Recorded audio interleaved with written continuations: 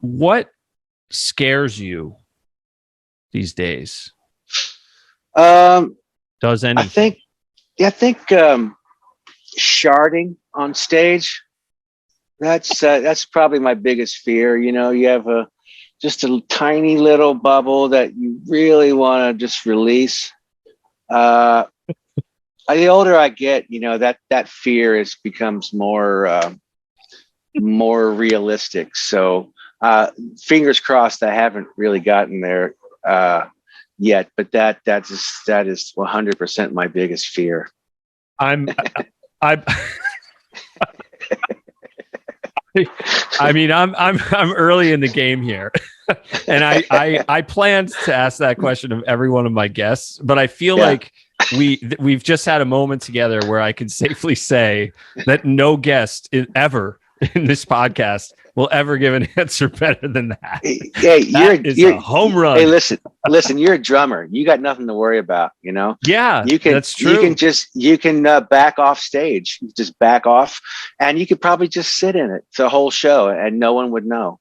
Except the bass player off your hi-hat. He'd probably get it. Thank the gods that was never even knocking on the door of an issue for me. Not literally. Thank God. Exactly. Figuratively. Yes. Yeah. I mean, I certainly had nights where I thought I was going to puke. I had nights where I had the flu so bad I was wearing a winter hat and zipped up with practically whatever clothes I could pile on and still freezing.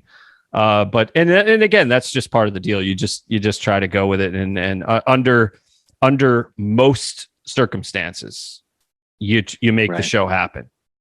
Barring something that just is absolutely not something that you can overcome for whatever the reasons are. But lightning.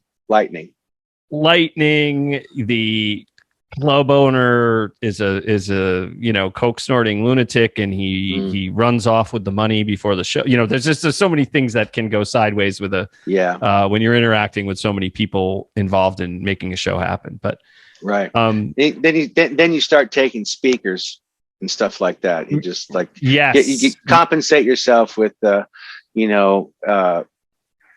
preamps and speakers and amplifiers and things. Sure, and who in a band doesn't need an SM58 or a 57 or some mic stands? You know, you do what you got to do.